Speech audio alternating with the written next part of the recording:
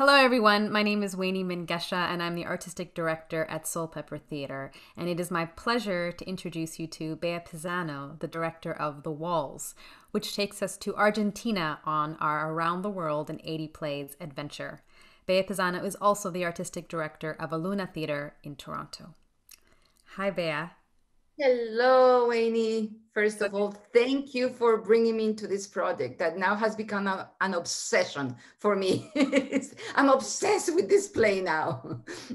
Yeah, and we read a lot of plays trying to find this one. And so just describe why this one became significant. Talk about a little bit about why this one, looking at the cultural history, why this one was so significant for you.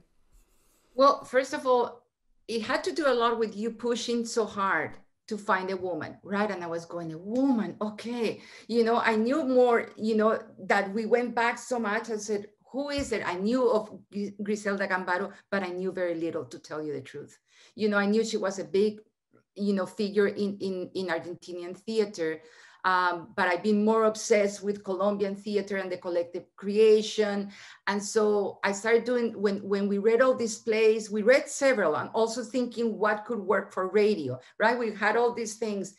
And then The Walls, I went, oh my God, I was so terrified of that play, to tell you the truth, that's why I said, maybe this one. And I didn't say that directly. You said, okay, which one do you really want? And I was going, well, there's this one or this one, but because I was terrified. I was terrified of touching somebody like Gambaro's work, trying to do it in, like just for a radio play with little time to spend a year researching this particular piece.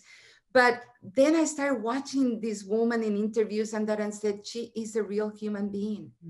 And she is an amazing, simple woman. Like, I always ask myself, why a classic? And I go, if we can call her a classic, a modern classic in some ways, why now? What are we saying now? And I went back to her words, like, she speaks of her time now. You speak of now, in the now. And I felt that piece is talking about the now. At the time we were doing the rehearsals and the recording, the elections were happening in the States, and I went, oh, wow, truth has died. And that's one of the lines in the piece. But this But is the beautiful thing, right? The beautiful thing that people are going to understand the powerful woman that Gambaro is. And as a woman who's writing in 63, before so many women who are writing at her level, and prophetically writing about a war 10 years before it happens. And there's something about, in a way, what you're talking about, in a way, there's sort of a love that I feel like she offers, in that she gives time and space for one to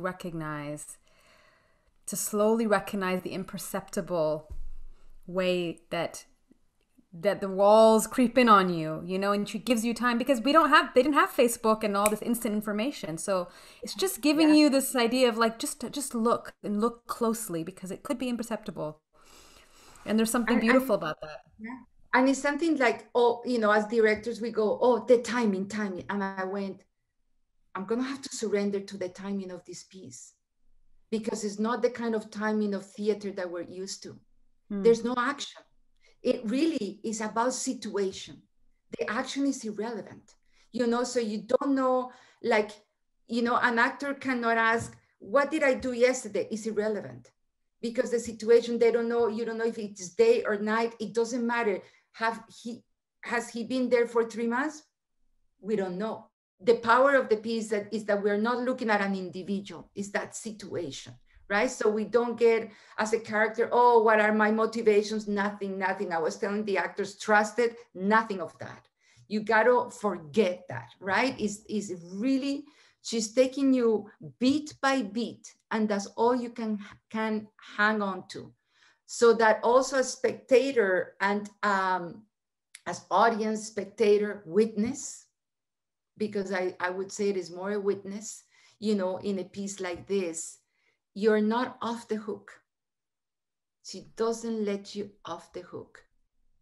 I think there's something also in the, part of the excitement of this project is that we are understanding these cultural influential pieces from the context, from that cultural context. And as you say, just for our listeners, that sometimes Gambaro has been classified as part of the theater of the grotesque, in fact, sort of the beginning of that.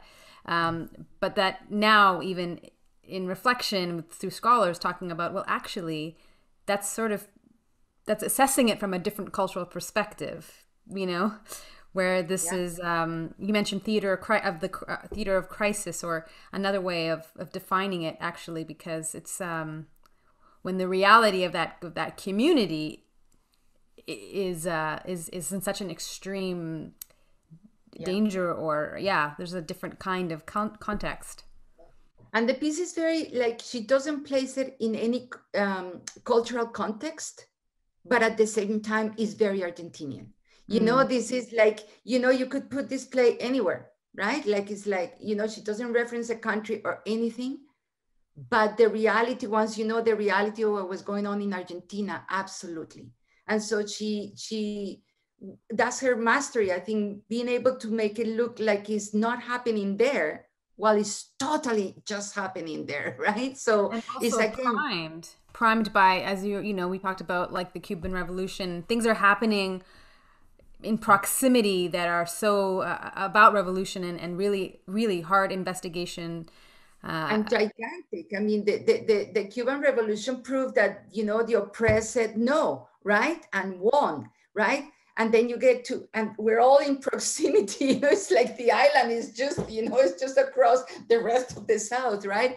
And all these many countries being ruled by military regimes for a long time, right? And what Argentina was about to see, I mean, they didn't know. It was horrendous what happened after, right? Which is still to this day, the disappear in Argentina is one of the darkest parts of their history. It's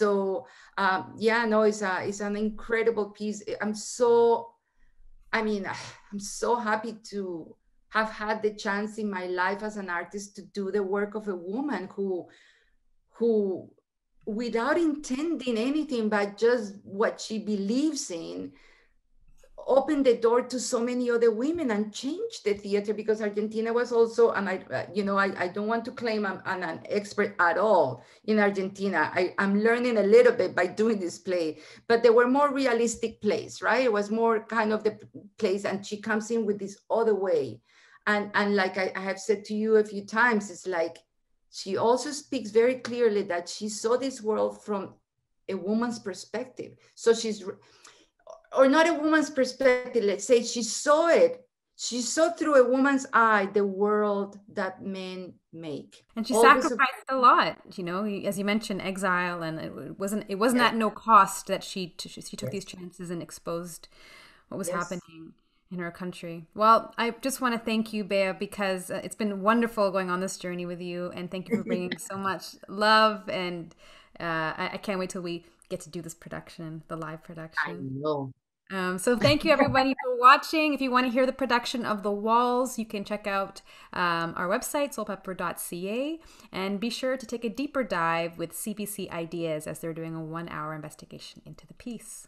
Thank you so much.